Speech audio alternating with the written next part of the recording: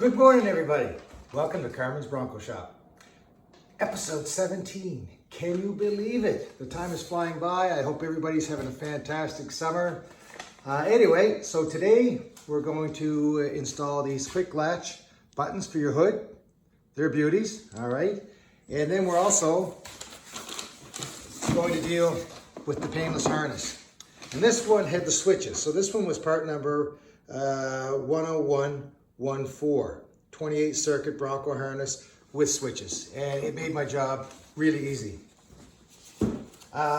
So I didn't go play by play on that harness because that would take me for days. And there's a lot of other videos out there that do. But what I did deal with that I think is really important is the actual ignition on this truck. So these harnesses are universal, so you can put them on almost any Bronco, and they change slightly depending on the year. But what was really important was the actual ignition. And I switched this one over from a carburetor to a Holley EFI, a sniper. So I'm going to show you in detail what I had to do to make that switch over, which might help somebody out there. I hope so. Anyway, without further ado, let's rock and roll. Good. So let's have a look.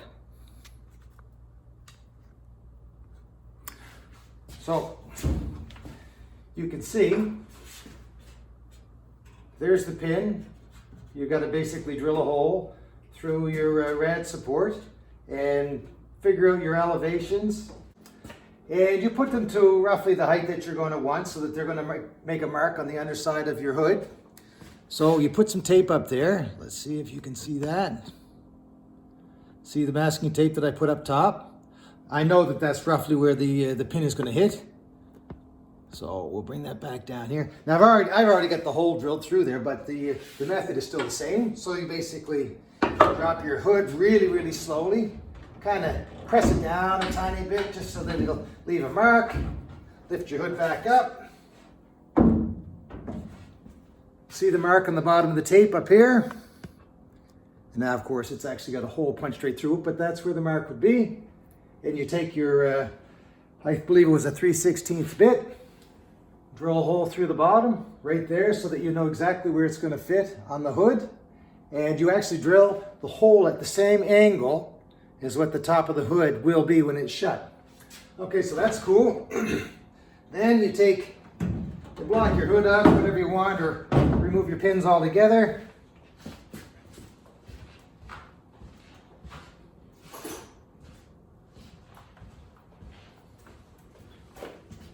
Grab your 1 5/8 bit.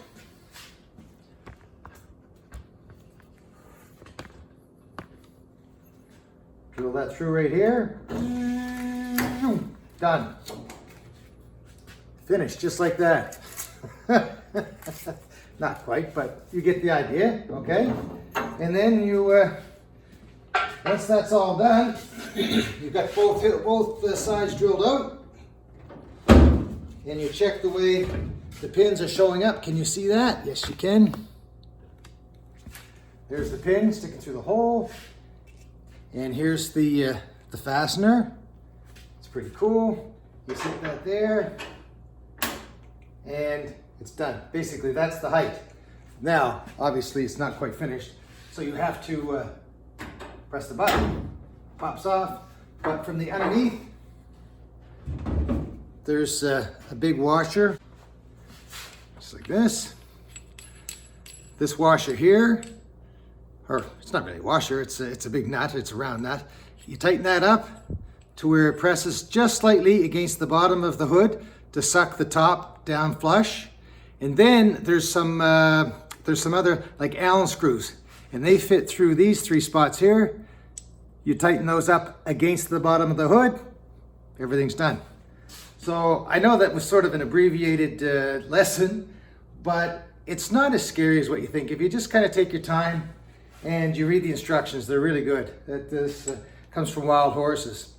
And then you should obviously keep part of your hood mechanism for over here in the middle, because you should always have a safety. I won't have the piece coming out of the grill, but I'm still going to have this hood, and that's should be able to gear that up so that I've got my safety. Anyway, there you go. Hope everybody's doing great, and see you on the next video. See you in the movies. Here we go. It's the wiring harness. It's pretty cool. I'm gonna get a little closer here and just kind of talk my way through part of this. I mean, this is gonna take me probably a couple of days. And I can only go so far because the truck's not painted, but I'm at a standstill waiting for the body shop to become available, so I want to keep going. Anyway, they break the wiring harness up into 5 different sections. So there's a section that has to go on the passenger side for your front, some of your engine components over on that side, and your headlights and everything.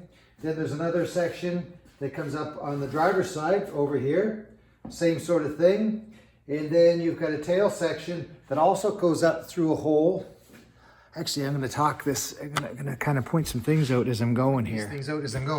So we've got a hole right up here. Okay, so that's where a quarter of the wires go through for the front and for, well, basically for the driver's side in the front and the tail section.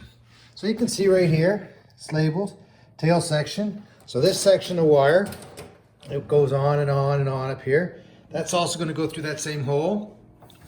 And then there's the engine section, which I have to take a kind of figure out from here exactly where that is.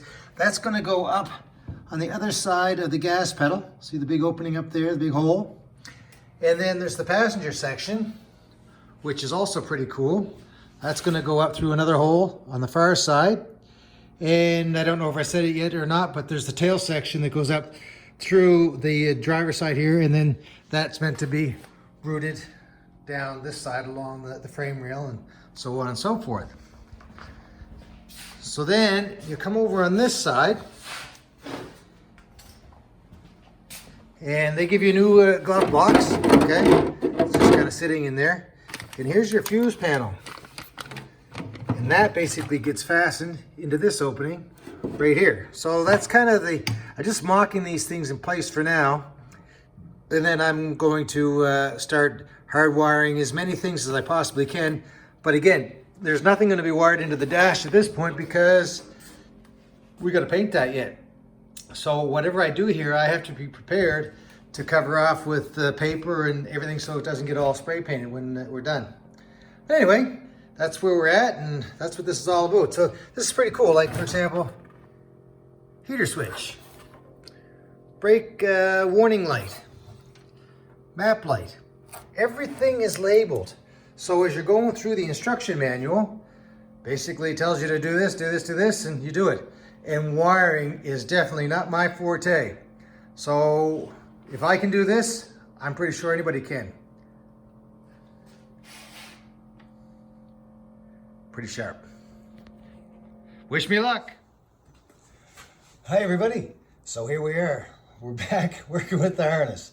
I've done a couple other things in between just because I stalled a couple times. Anyway, I'm going to explain all that to you right now.